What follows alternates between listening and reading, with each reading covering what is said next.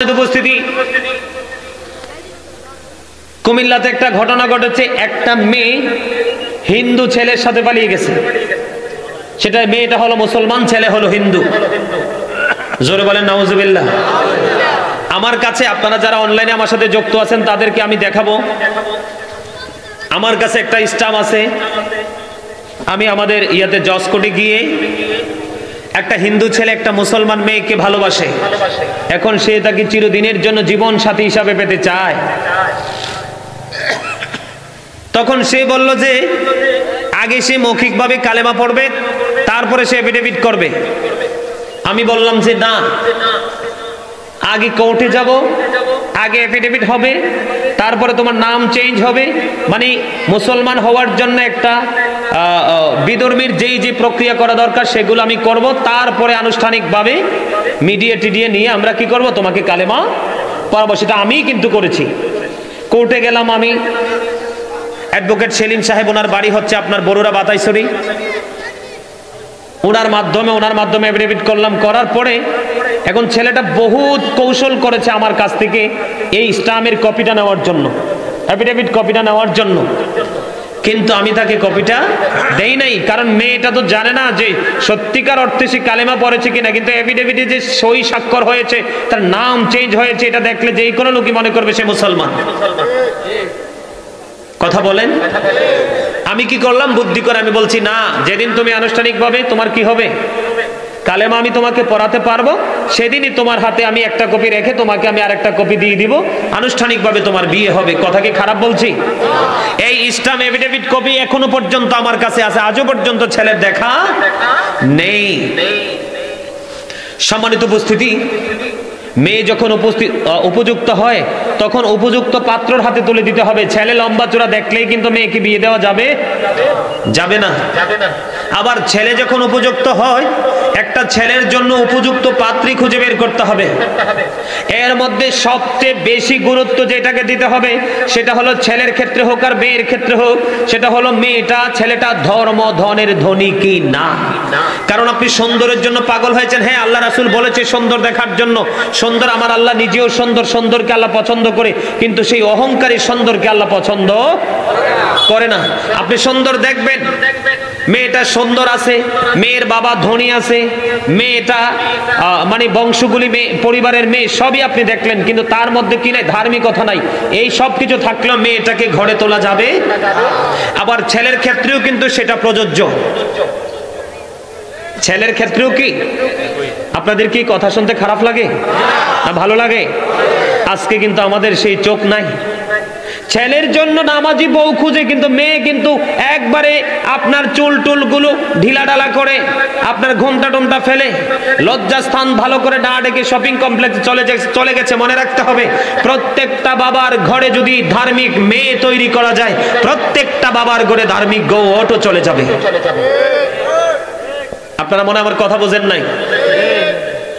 ভাইকে বিয়ে করাতে গেলে একটা ফুটফুটে সুন্দর নম্রভদ্র বউ খোঁজে। আরে ভাই, তোমার বোন তো নম্রভদ্র না, তুমি আরেকজনের নম্রভদ্র বোন খোঁজো, এটা তো তোমার জন্য লজ্জাজনক ব্যাপার। কথা বলেন না কেন? আজকে সিস্টেম, এটা আমার কথা না, কোরআন হাদিসের কথা। নবী বলেছে সুন্দরের পিছনেও না, কারণ সুন্দর একটা সময় বন্ধ ধ্বংস হয়ে যায়। রূপ কি চিরকাল স্থায়ী হয়? সময়ের সাথে সাথে এটা ড্যামেজ হয়ে যায়, কালারটা ডিসকালার হয়ে যায়। গ্লেজি বন্ধু উজ্জ্বল চেহারাটা এটা ডিপ চেহারায় রূপান্তরিত হয়। এই জন্য নবী বলেছেন সুন্দরের পিছনে দৌড়াইও না, সুন্দরটা যে কোনো সময় বিলীন হয়ে যাবে। আমার নবী বলেছেন ধনী বাপের বেটি, ধনী বাপের বেটার পিছনে দৌড়াইও না, কারণ ধন একটা সময় ফুরিয়ে যায়। নবী বলেছেন বন্ধু, এমন একটা ছেলের হাতে মেয়েকে তুলে দাও, মেয়ের জন্য ছেলে বরাদ্দ করে দাও, যেই ছেলে এবং মেয়ে দুইটাই হলো ধর্ম ধনের ধনী। কারণ দিনের ধন কখনো ফুরায় না, দিন যত যায় ততই টেকসই হয়। ঠিক কিনা বলেন? নামাজি বউ বেনামাজি স্বামী, অথবা নামাজি স্বামী এবং বেনামাজি বউ, তাদের সম্পর্ক বন্ধু স্বামী স্ত্রীর নয়, তাদের সম্পর্ক হলো ইঁদুর এবং বিড়ালের সম্পর্কের মতো। স্বামীর জন্য স্ত্রী হলো একটা পোশাক, ঠিক কিনা বলেন? স্বামীর জন্য স্ত্রী হলো পোশাক, স্ত্রীর জন্য স্বামী হলো পোশাক। পোশাক যত সুন্দর হয় তাকে তত স্মার্ট দেখা যায়, ঠিক কিনা বলেন? পোশাক যত সুন্দর হয় শত সুন্দর পরিবেশে তাকে একদম পারফেক্ট মানানসই হয়, ঠিক কিনা বলেন? বন্ধুরে আমার, বিড়াল দেখলে ইঁদুর পালায়, ঠিক কিনা বলেন? ঠিক এইরকম স্বামী স্ত্রী বর্তমানে, তার কারণ হলো ছেলের জন্য বউ খুঁজতে গেলে শুধু সুন্দরী সুন্দরী সুন্দরী। বন্ধুরে আবার মেয়ের জন্য যখন ছেলে খুঁজতে যায় শুধু স্মার্ট স্মার্ট, লম্বা চড়া হ্যান্ডসাম হতে হবে, টল ফিগার হতে হবে। এটা হলো আমাদের জন্য মুসলমান হিসেবে সবচেয়ে বড় ভুল। বেনামাজি ধার্মিকতাহীন নারী, ও বন্ধু, একটা মেয়ে অনেক বেশি সুন্দরী কিন্তু তার কাছে ধর্মদন নাই, আদব নাই, কায়দা নাই, কোনো কিছু নাই। এই মহিলাটার চাইতে, মেয়েটার চাইতে উত্তম হলো কান কাটা বাদী দাসী।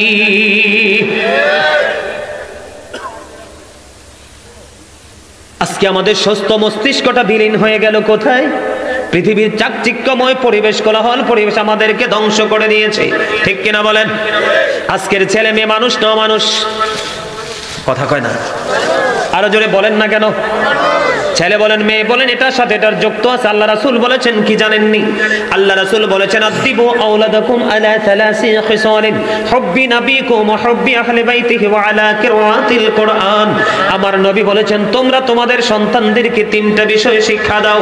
নবী বলেছেন হুব্বি নবিকুম, teach the love of the prophet, নবীর মহব্বত শেখাও। ওয়া হুব্বি আহলি বাইতিহি, টিচ ফ্যামিলি লাভ, নবীর পরিবার আহলি বাইতের ভালোবাসা শেখাও। ওয়া আলা কিরাআতিল কুরআন, learn to recite the holy Quran, কোরআন তেলাওয়াত শিখাও। বন্ধু, মা বাবার দায়িত্ব যথাযথভাবে পালন করে না, সন্তানও মানুষ হয়, ছেলেও মানুষ, ও বন্ধু মেয়েও মানুষ হয়। আমার বন্ধু, কোরআন হাদিসের দৃষ্টিকোণ থেকে বলছি, মা খাতুনে জান্নাত ফাতেমার ছেলে যখন পৃথিবীর বুকে হাসান রাদিয়াল্লাহু তাআলা আনহু আসলো, আমার নবী নামাজের আজানের না আজান দিয়েছে তার কানে। মা বাবার কাজ হলো সন্তান যখন পৃথিবীতে আসবে তার কানে আজান দিতে হবে। বন্ধু, কি করতে হবে? আজান দিতে হবে। আর মায়ের কাজ হলো সন্তানকে 2 বছর দুধ পান করাবে। আর বন্ধু, মা বাবা উভয় পরিবারের কাজ হলো 7 দিনের মাথায় তার মাথাটা কামাবে, মুন্ডাবে এবং তার আকিকা দিবে। ছেলে হলে 2টা ছাগল, 1 বছরের, মেয়ে হলে 1টা। 7 বছর যখন হবে তাকে নামাজের জন্য তাগিদ দিবে, 10 বছর যখন হবে তার নামাজের জন্য প্রহার করবে, বিছানা আলাদা করবে। এই খবর কি বাবা মার আসেনি? আছে তো? সন্তান মানুষ হবে কোত্থেকে? Every parent should take care their children very carefully. প্রত্যেকটা পিতামাতার উচিত সন্তানের দায়িত্ব যথাযথভাবে পালন করা। আর আমরা সন্তান হিসেবে we should obey our parents. আমাদের সন্তান হিসেবে উচিত আমাদের পিতামাতাকে মান্য করা, কারণ paradise of the child under the feet of the mother, মায়ের পায়ের নিচেই সন্তানের জান্নাত। জোরে জোরে বলেন ঠিক কিনা? আরে ভাই, কি আমার কথা বুঝেন নাই? নবী যখন প্রশ্ন করলো আমার কাছ থেকে সবচেয়ে ভালো আচরণ কে, কার হক বেশি পাওয়ার, নবী বললেন ক্বালা উম্মুকা ইউর মাদার। তারপরে প্রশ্ন করা হলো ক্বালা সুম্মা মান, নেক্সট কে? তারপরে আমার নবী বললেন ক্বালা উম্মুকা, তোমার মা, ইউর মাদার। আবার প্রশ্ন করা হলো ক্বালা সুম্মা মান, তারপরে কে? নবী বললেন ক্বালা উম্মুকা, তোমার মা, ইউর মাদার। আবার প্রশ্ন করা হলো ক্বালা সুম্মা মান, তারপরে কে? নবী বললেন ক্বালা আবুকা, ইউর ফাদার, তোমার বাবা। জোরে জোরে সুবহানাল্লাহ। কোরআনে বলেছেন আল্লাহ বিল ওয়ালিদাইনি ইহসানা। আজকে মা বাবা যথাযথ দায়িত্ব পালন না করার কারণে ঘরে ঘরে বন্ধু বউ আসার পরে মা বাবার রিজিক বন্ধ উঠে যায়। খারাপ লাগে কথাগুলো না ভালো লাগে? আর এবার আসেন, স্বামী স্ত্রী 2 জন, ওই যে বললাম ইঁদুর এবং বিড়াল, একটা আরেকটার কামড় দিতে চায়, একটা আরেকটাকে প্রতিহত করতে চায়, কিন্তু ভালোবাসার আঁচলে বাঁধতে চায় না। কারণ ডিস্টার্ব তো বন্ধু গোড়াতে। গাছ লাগাইছি তেঁতুল গাছ, তেঁতুলি ধরবে। এখন গাছ লাগাইছি তেঁতুল গাছ, গাছ বড় হলো, বড় হওয়ার পরে গাছে মুকুল আসলো, বন্ধু ফল চলে আসলো, চাইয়া দেখি বন্ধু তেঁতুল ধরেছে। এখন যদি মনে মনে বলি আয় হায় রে, ল্যাংরাম গাছটা লাগাইলাম না, আরে সরি, ল্যাংরামটা কেন আসলো না? কথা কন না কেন? গাছ লাগাইছি তেঁতুল, ধরছেও তেঁতুল, আমি এখন কই আরে ল্যাংরাম ধরলো না কেন? এটা কি বুদ্ধিমানের কাজ নাকি বোকার কাজ? বাস্তব জীবনে মানুষ এমনটাই করছে। কি বলবো আপনাদেরকে গল্প। ইটালি থেকে এক ছেলে ফোন দিছে, 3টা ছেলে তার। কয়টা ছেলে? 3 বাচ্চা রেখে উপযুক্ত ছেলে একটা মনে 5 না 6 পরে, বাকি 2টা বউ চলে গেছে। জোরে বলেন না নাউজুবিল্লাহ। আপনাদের চোখের সামনে এরকম ঘটনা ঘটে কি জানি না। বাংলাদেশে ম্যাক্সিমাম নারী কিন্তু স্বামীকে ওভারটেক করে। কথা বলেন না কেন? আরো জোরে।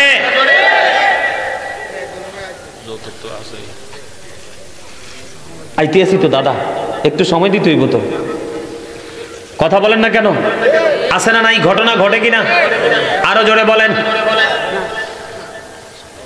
আমি এক্সাম্পল হিসাবে দেই, আমি আমার দাদাই দেখ কোনটা, আমি নাতি, উনি দাদা।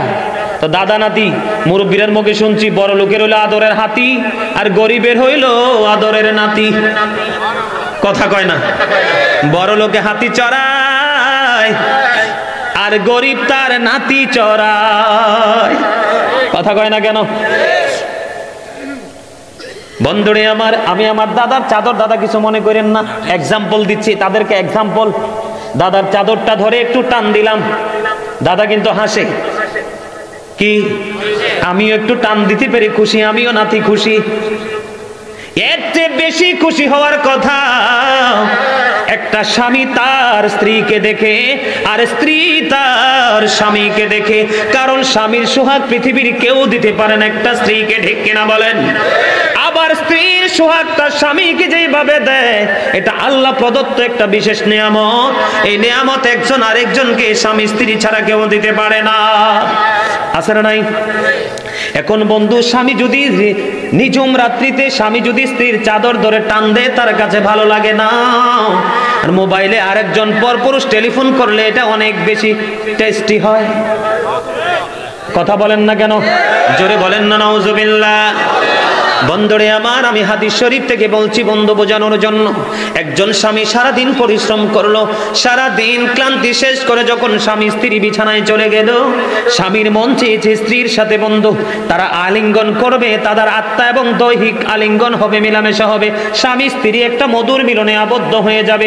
স্বামী স্ত্রীকে কাছে ডাকলো, স্ত্রী তার ডাকে সাড়া না দিয়ে মুখে মুচকি দিয়ে আরেক দিকে বন্ধু শুয়ে রইল। আল্লাহর হাবিব বলেছেন, স্বামীর মনে যে কষ্ট হয়েছে, সারাটা রাত লানতের ফেরেশতা তাকে লানত শুধু কন্টিনিউ দিতেছে। জোরে জোরে নাউজুবিল্লাহ। কুমিল্লাতে একটা ঘটনা ঘটেছে বন্ধু। স্বামী আছে বিদেশে, মেয়ে কিন্তু আরেকজনের সাথে বিয়ে হয়ে গেছে। আমার চাইতে সিনিয়র আলেমরা এখানে, আমার দাদা ভাই আছে এখানে, আরো থাকতে পারেন, আমি তো জানি না, আমি যে পণ্ডিত এমনটি নয়। একটা স্বামীর সাথে শরীয়তের দৃষ্টিকোণ থেকে বন্ধু যথাযথভাবে ডিসকাস যতক্ষণ না পর্যন্ত না হবে, ততক্ষণ না পর্যন্ত ওই নারী যা করছে সব জিনা। কথা বলেন না কেন? সব কি? কথা বলেন না কেন? এখন বর্তমানে আছে না নাই? এই জায়গা থেকে বের হতে হবে, এই জায়গা থেকে বন্ধ বের হতে হবে। নারী বলেন পুরুষ বলেন, হাদিস শরীফের মধ্যে বৃদ্ধর কথা এসেছে, বিবাহিত নারী পুরুষের কথা এসেছে। অবিবাহিত নারী পুরুষ যদি বন্ধু জিনার কাজে লিপ্ত হয়, তওবার কারণে ক্ষমা পাইতে পারে, আল্লাহ ক্ষমা করতে পারে। কিন্তু বিবাহিত যুবক যুবতী, বৃদ্ধ এবং বৃদ্ধ, এরা যদি ব্যভিচারে লিপ্ত হয়, এদের কোনো ক্ষমা নাই। আব্দুল্লাহ ইবনে মাসউদ রাদিয়াল্লাহু তাআলা আনহু থেকে হাদিস বর্ণিত, আল্লাহর হাবিব বলেছেন, বন্ধুরে আবার তাদেরকে হত্যা করে ফেলো। আমি বলবো বর্তমানে স্বামীকে, একবার ইয়াং ম্যান, কত সুন্দর তার ফিটনেস, বিউটিফুল শেপ যেটাকে ইংলিশে বলা হয়, এত সুন্দর সুঠাম দেহের যুবক, যাকে দেখলে যেই কোনো আরেকটা নারী প্রেমে পড়তে পারে, কিন্তু তুমি তার বৈধ স্ত্রী হওয়ার পরেও তাকে ভালো লাগে না, তুমি নোংরামিতে মেতেছো। মনে রাখবেন বন্ধু, স্বামী যারা হয়েছেন এবং যারা আগামীতে হবেন, তাদেরকে আমি একটা টেকনিক শিখিয়ে দেই, আমার নবীর হাদিস থেকে বন্ধু শিখেছি। যেখানে বেগানা নারী থাকবে এবং যেখানে বেগানা পুরুষ থাকবে, মাঝখানে তৃতীয় পক্ষ থাকে শয়তান। আমার নবী বলেছেন, আমার নবীকে যখন প্রশ্ন করা হলো দেবর সম্পর্কে, আমার নবী বলেছেন একটা মহিলা দেবরের সাথে দেখা করার চাইতে দেখা করার আগে তার জন্য মৃত্যুটা বন্ধু অনেক উত্তম। বন্ধুরে আমার, হাদিস আসার সময় দেখছি ছোট্ট একটা হাদিস শরীফ মনে করায় দেই। বন্ধুরে আমার, কোন পুরুষ যদি তার স্বামী বিদেশে আছে অথবা অন্য জেলায় আছে, স্ত্রী বাড়িতে আছে, কোন পুরুষ বিবাহিত, তার বউ বাচ্চা আছে, এরকম ঘটনা ঘটে কি ঘটে না? বউ বাচ্চা আছে, ওইদিকে বউ বাচ্চাকে বন্ধু ফেলে রেখে আরেকটা নারীর দিকে আসক্ত হয়েতে তার বাড়ির দিকে রওনা করে। আল্লাহর হাবিব বলেছে তার সাথে জিনা করতে হবে না, তার সাথে অনৈতিক মেলামেশা করতে হবে না। আল্লাহর নবী বলেছেন স্বামী বাড়িতে নাই, স্ত্রী শুধু বাড়িতে আছে, আরেক বাড়ির বেগানা পুরুষ যদি সে শুধু স্ত্রীর বিছানাটার মধ্যে বসে, আমার নবী বলেছে কাল কিয়ামতের দিন এই পুরুষের জন্য অত্যন্ত ভয়ঙ্কর অজগর সাপ বরাদ্দ করা থাকবে। এটার মাথার মুকুট থাকবে একবারে বিষাক্ত সাপ, বিষে ভরা। জোরে জোরে নাউজুবিল্লাহ। বন্ধুরে আমার, মদিনাতুল মুনাওয়ারার খবর দিব কিনা দিব? ছোট্ট করে নিবিননি? এক মা স্বপ্নে দেখলেন তার মেয়ের পরনে জাহান্নামে লোহার বেড়ি পড়ানো আছে, তার বডির মধ্যে ফেরেশতারা হাতুড়ি দিয়ে পেরেক বসাচ্ছে। স্বপ্নে দেখেছে আমার নবীর জামানায় ঘটনা, বিশ্বস্ত সূত্রে জানতে পেরেছি বন্ধু। বর্তমানে স্বামীর কথা অমান্য করে এই বাড়ি থেকে এই বাড়ি চলে যায়, স্বামীর পকেট থেকে টাকা চুরি করে আরেক বাড়িতে দিয়ে দেয়, স্বামীর পকেট থেকে চুরি করে, স্বামীর উপার্জিত অর্থ থেকে চুরি করে করে বন্ধু, বাংলারে আমরা বাঙালিরা বলি জোলা করে। আপনাদের এদিকে কি করে জানি না, মানে স্বামীর অগোচরে বন্ধ গাঠুরি বাঁধা। স্বামীর যখন প্রয়োজন হয় বাবার বাড়ি, খালার বাড়ি, বোনের বাড়ির নাম দিয়া বার এনে দেওয়া। আপনাদের এলাকায় আছে না নাই জানি না। এইরকম বন্ধ হাতুড়ির কথা যে বলছি, দুনিয়ার হাতুড়ির মতো না, হাদিস শরীফের মধ্যে এসেছে জাহান্নামীদেরকে মারার জন্য যেই হাতুড়িটা বরাদ্দ আছে, এই হাতুড়িটা যদি জমিনের মধ্যে রাখা হয়, পৃথিবীর সকল মানুষ এবং জিন সবাই যদি চেষ্টা করে এক সেকেন্ডের জন্য উপরে উঠাইতে পারবে না, এত ভয়ঙ্কর হাতুড়ি তাদের জন্য বরাদ্দ। জোরে বলেন না নাউজুবিল্লাহ। তখন মা স্বপ্নে দেখলেন মেয়ের এই করুণ অবস্থা, দেখার পরে দেখলেন এই তার কারণ কি প্রশ্ন করলেন, শুধু তার সাজার কারণ হলো তার স্বামীর অবাধ্য হওয়ার কারণে। কিসের কারণে? হাদিস শরীফের মধ্যে এসেছে আল মারওয়াতু ইযা সাল্লাত খামসাহা ওয়া সামাত শাহরাহা ওয়া আহসানাত ফারজাহা ওয়া তুআত বালাহা ফালতাদখুল মিন আইয়াবিল জান্নাতি শাআ। জোরে জোরে আল্লাহু আকবার। দেখেন মহিলাদের জান্নাত কত সোজা।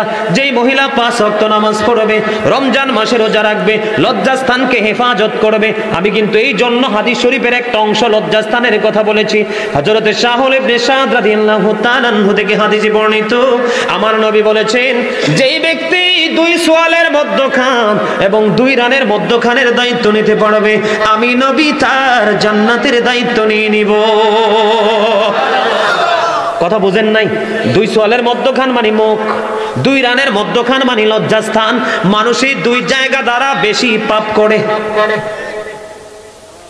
লজ্জাস্থানটাকে কন্ট্রোল করতে পারবে রে। এবং সর্বশেষে বলা হয়েছে স্বামীর কথা যারা মেনে চলবে, কাল কিয়ামতের দিন 8টা জান্নাতের দরজাই খোলা থাকবে, সে যেটা দিয়া মন চায় সেটা দিয়া ঢুকতে পারবে। সুবহানাল্লাহ। স্বামী কত বড় নিয়ামত বন্ধু। তখন কি করলেন? তিনি বুঝতে পারলেন, জানতে পারলেন স্বামীর অবাধ্য হওয়ার কারণে তার জন্যই সাজা বরাদ্দ। এবার দৌড়ে চলে গেলেন বন্ধু স্বামীর কাছে, বাবা গো, আমার মেয়েটার এই ভয়ঙ্কর পরিস্থিতি আমি দেখেছি, তুমি ক্ষমা করে দাও। স্বামী বলতেছে না না, আমি তাকে কোনোদিনও ক্ষমা করব না, কারণ জীবনে আমার কলিজা জ্বালাইয়া ছাই করে ফেলেছে। এবার তিনি অনেক রিকোয়েস্টের পরেও তার স্বামী ক্ষমা করবে না। আমার নবীর কাছে কাছে গিয়ে বন্ধু পুরো ঘটনা খুলে বললেন। পরে স্বামীকে ডাকলেন, স্বামী বন্ধু চলে গেল। স্বামী চলে যাওয়ার পরে স্বামীকে যখন আমার নবী বললেন, সঙ্গে সঙ্গে ক্ষমা করে দিয়েছে। বন্ধুরে আমার, পরে রজনীতে দেখতে পাইলেন ওই মেয়ের কবরটা পুরো জান্নাত হয়ে গেছে। কারণ আমার নবী কিন্তু স্পষ্ট করে দিয়েছেন, আল কবরু রাউজাতুম মিন রিয়াদিল জান্নাতি ওয়া হুফরাতুম মিন হুফারিন নার। নবী বলেছেন কবরটা জান্নাতের একটা বাগান হবে, জাহান্নামের বন্ধু একটা গর্ত হবে। জোরে জোরে নাউজুবিল্লাহ। নেগেটিভ এন্ড পজিটিভ, ভালো এবং মন্দ, ঠিক কিনা বলেন? আরো জোরে। বন্ধুরে আমার, আমি আপনাদেরকে বোঝার জন্য, মা বোনদেরকে বোঝার জন্য বলছি, মা গো আমার কথায় কেউ বিরক্ত হইও না গো। পেরুল মধ্যপাড়া গাউসিয়া ফুরকানিয়া মাদ্রাসার এরিয়ায় আমার যত মা বোন আছেন সবাইকে ডেকে ডেকে বলবো, কোন স্ত্রী যদি মারা যায়, স্বামী যদি কষ্ট পাইয়া আমার আপন বন্ধু চলে গেল রে, আমার জীবন সঙ্গী চলে গেল, আমি তাকে লাল বেনারসি পড়াইয়া আমার ঘরে বউ করে নিয়ে আসলাম, তার সাথে দীর্ঘ জীবন আমি মাইনাস করে দিলাম, আজকে সে আমার আগেই বন্ধু সাদা মার্কিন কাপড় পরে কবরে চলে গেল। ও বন্ধু, স্বামী যদি এই কথাগুলো মনে করে, আমার নবী বলেছেন একটা ফোঁটা চোখের পানি ফালাই রে, ওই স্ত্রীর কবর হয়ে যাবে জান্নাত। আমার জীবনে কত মানুষের জান লাশ বন্ধু দাফন করেছে। আমার একজন চাচা আছে, আমার বাড়ির উত্তর পাশে, আমাদের পুকুরের উত্তর পাশে, নাম হলো সিরাজুল ইসলাম। আমার জীবনে ছোট থাকতে বড় পর্যন্ত আমার চাচি এমন একজন আমার চাচার ভক্ত ছিল, মানে প্রত্যেক সোমবারে রোজা রাখতো। আমার চাচা যেদিন বলেছে তুমি প্রতি সোমবারে রোজা রাখবা, সেদিন থেকে আমার চাচি কোনোদিন রোজা ভাঙে নাই। আমার চাচার অর্ডার ছিল তুমি সুযোগ পাইলে একটু কোরআন তেলাওয়াত করবা, তার কোরআন তেলাওয়াত বন্ধ নাই। বন্ধু, আমার চাচার কথা মতো আমার চাচি চলতো। আমার মা বোনদেরকে এক্সাম্পল দিচ্ছি বোঝার জন্য, আমার চোখের দেখা রে। এবার কি করলো, ঠিক 12 বছর যখন পূর্ণ হলো সোমবারে রোজা, এই রোজা রাখা অবস্থায় সোমবারে আমার চাচিটা মারা যায়। ইন্না লিল্লাহি ওয়া ইন্না ইলাইহি রাজিউন। আমার চাচি মারা যাওয়ার পরে যখন আমরা সবাই মিলে কবরে রাখলাম বন্ধু, আমার মনে হয় না পৃথিবীর ইতিহাসে কোনো স্বামী স্ত্রীর জন্য এভাবে কাঁদে। তখন আমার ওই আমার নবীর হাদিসগুলো মনে হয়েছে, আমার কাছে মনে হয় তার ফেরেশতাদের প্রশ্নের জবাবটা ইজি হয়ে গেছে। আমার অন্তর বলে তার কবরটাও জান্নাতের একটা অংশ হয়ে গেছে। জোরে বলেন না সুবহানাল্লাহ, আরো জোরে বলেন সুবহানাল্লাহ। স্বামী একটা নারীর জন্য বন্ধু কতটা গুরুত্বপূর্ণ হাদিস শরীফের মধ্যে এসেছে। আমার নবী বলেছেন, আমি কিন্তু এই ওয়াজ করার জন্য আইছি না দাদা, আমি প্ল্যান করছি অন্য ওয়াজ করবো। আসার পরে আমারে বললো হুজুর এই ওয়াজটা একটু করেন, আপনার এই ওয়াজটা খুব সুন্দর, এটা করতেছি। বিরক্ত হননি? না, দরকার আছে। বন্ধুরে আমার, আমি আপনাদেরকে বলি, মানুষের জীবনের সবচেয়ে রিক্সের রান্না কোনটা জানেননি? কোন রান্নাটা সবচেয়ে রাঁধতে গেলে রিক্স? দুধ। কথাটা কইতে পারলেন না? আমার পিচ্চিটা উত্তর দিল, ঠিক কিনা বলেন? দুধ না, চুলায় দিলে একটু যদি হার্ড ভাবে যদি আগুনটা জ্বলে, দুধটা উতরাইয়া পুরোটা পড়ে যায়, অত্যন্ত হার্ড। কিন্তু আমি আমার মায়ের সাথে দুধ জাল দিছি, আমি দেখছি বন্ধু। পরে হাদিস শরীফের দিকে নজর দিয়ে দেখলাম, তোমার চুলায় যদি দুধের মতো একটা রিক্সের রান্নাও যদি বসানো থাকে, তারপরেও যদি তোমার স্বামী ডাক দেয়, তুমি দুধ রান্না ছেড়ে স্বামীর কাছে চলে আসো। স্বামী একটা স্ত্রীর জন্য এত বড় নিয়ামত। আমি আরেকটা এক্সাম্পল দেব, মদিনাতুল মুনাওয়ারার ঘটনা বন্ধু। স্বামী নির্দিষ্ট একটা সময় বেঁধে দিয়ে স্বামী চলে গেলেন সফরে। এই সময়ের মধ্যে তোমার যাই হোক তুমি বাইর হইও না, বাজার হাট করে দিয়ে, এদিকে তাকান, সবকিছু করে দিয়ে একজন কাজের বাদি দিয়ে তিনি চলে গেলেন স্বামী। এর কিছুদিন পরে হঠাৎ করে বাবার বাড়ি থেকে খবর আসলো তার বাবা অসুস্থ হয়ে গেছে। স্বামী তো নিষেধ করেছে, আমি যাইতে পারবো না, অনুমতি দেয় নাই। এবার ওই মহিলা কি করলেন, আমার নবীর কাছে সংবাদ পাঠালেন, পুরো ঘটনা খুলে বললেন। নবী বললেন স্বামী নিষেধ করেছে, তার যাওয়ার কোনো দরকার নাই, সে গেলেন না। দিন যাইতে যাইতে যাইতে যাইতে বন্ধু হঠাৎ করে খবর আসলো তার বাবাটা পৃথিবী ছেড়ে চলে গেছে। ইন্না লিল্লাহি ওয়া ইন্না ইলাইহি রাজিউন।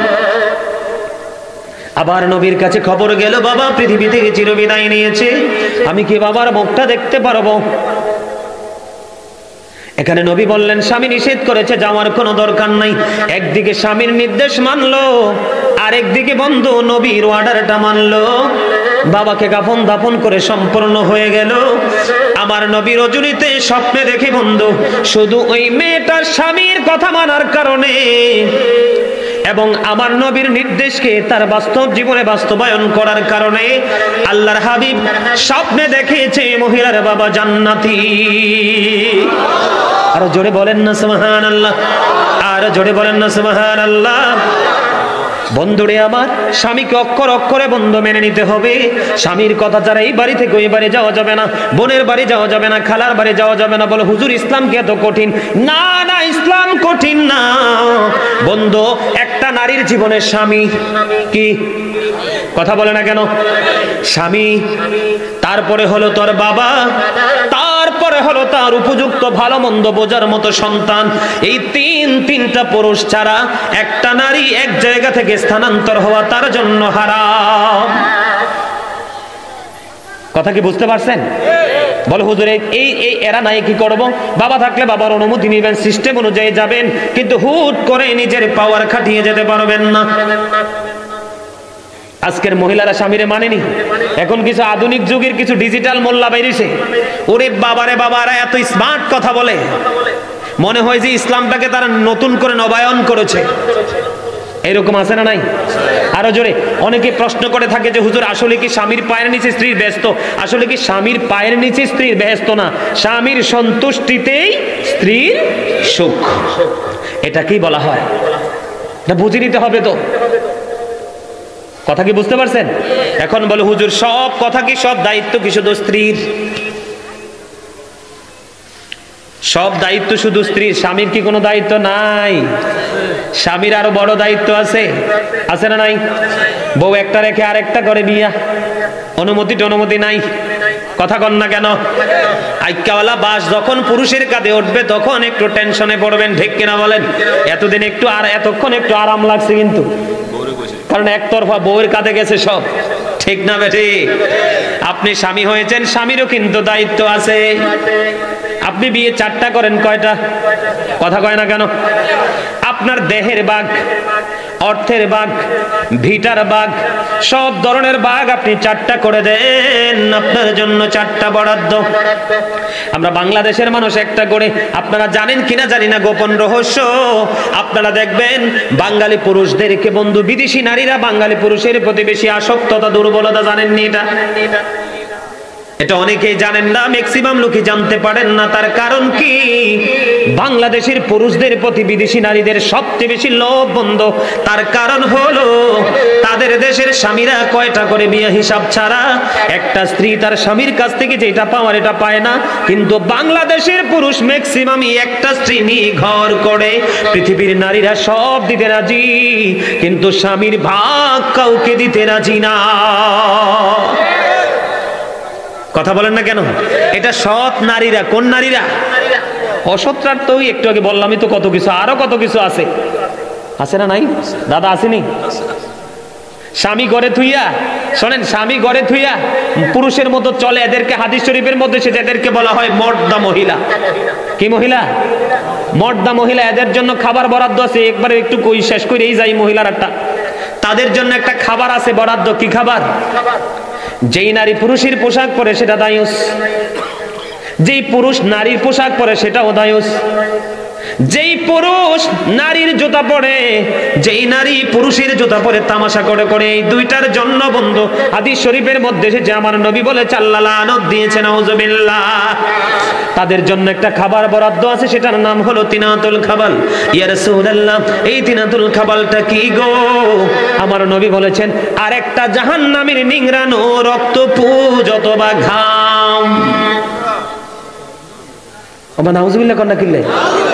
ওরে বাপরে বাপ, যদি আপনার ঘাম টাম নিয়ে আপনার কাছে একটু বসে, আপনার সাথে যদি আতরের গান কয়, আইসে get out, out of sight, ঠিক কিনা বলেন? সীমানায় ঘেঁষার কোনো সুযোগ। আর সেদিন খাইতে হবে। কি করতে হবে? খাইতে হবে। তবে এই বউ বেয়াদবি করবে না কোনটা? ওই যে বলেছি শুরু থেকে কয়েকটা কথা, আল্লাহওয়ালা বউ দেখে আনেন, সুন্দরীর পিছে দৌড়াইয়েন না।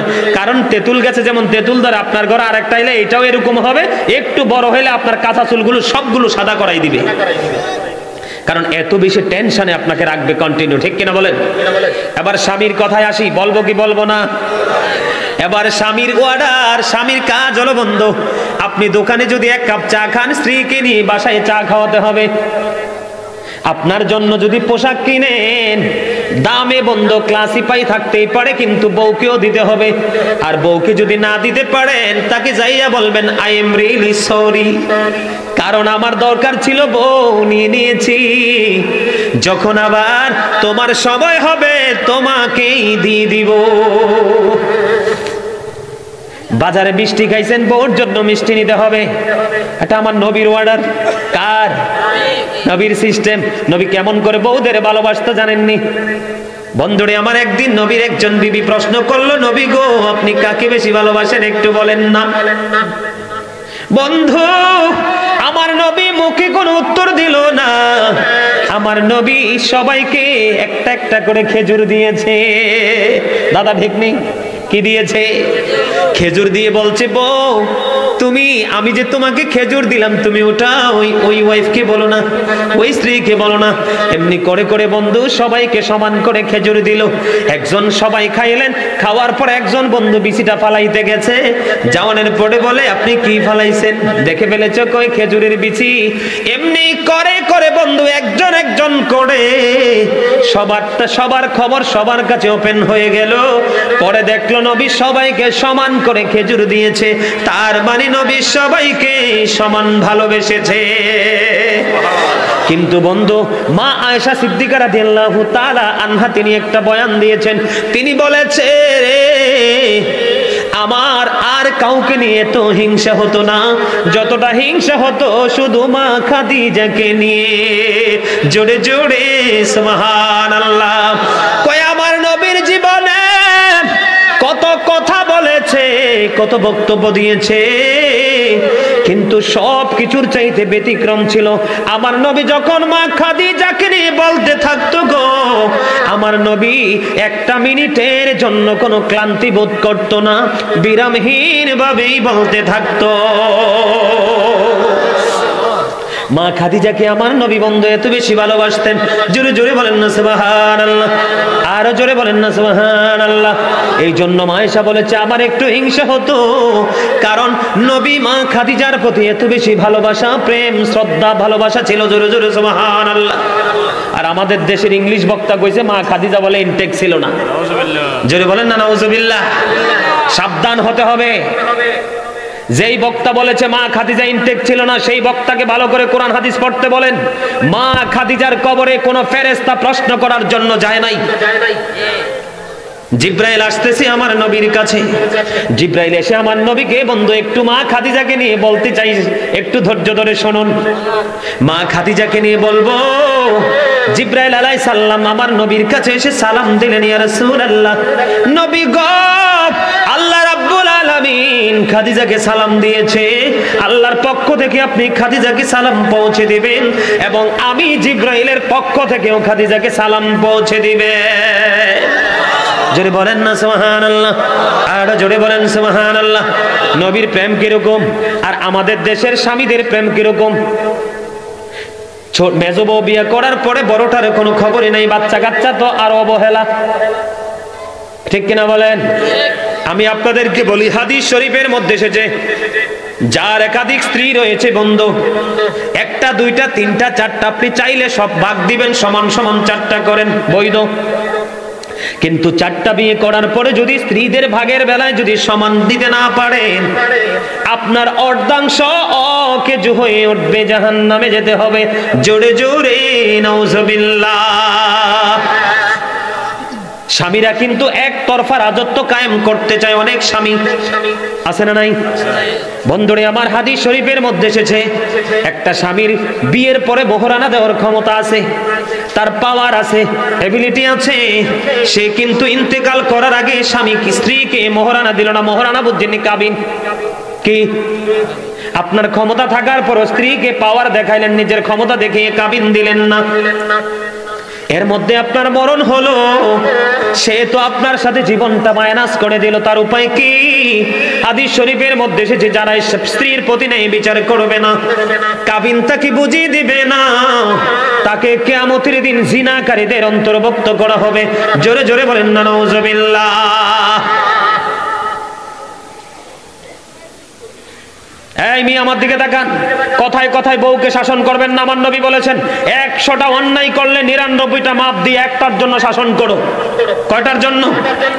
এই কথায় কথায় কদমে কদমে বউর দোষ ধরবেন, তাহলে আমার নবী বলেছেন সংসার ভেঙে যাবে।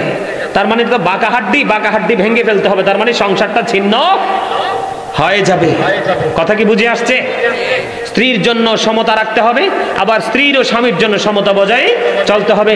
তাহলেই উভয় স্বামী স্ত্রীর মাধ্যমে আসবে নেক সন্তান।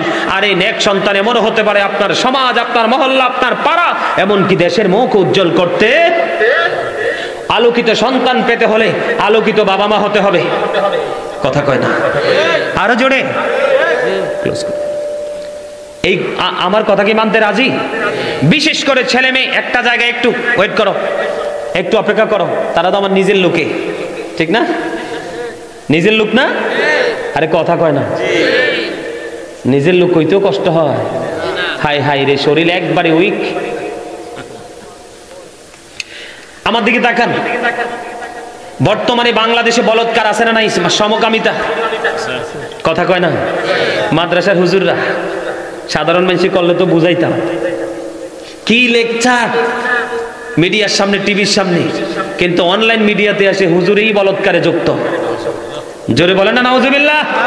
আরে আরো জোরে। এটা লূত আলাইহিস সালামের জামানায় ছিল। দাদা ভাই কি ঠিক কিনা বলেন? এটা লূত আলাইহিস সালামের জামানার কর্ম। আখির নবী সরকারে মদিনা, ওনার জামানাতে সেটা থাকার কথা না।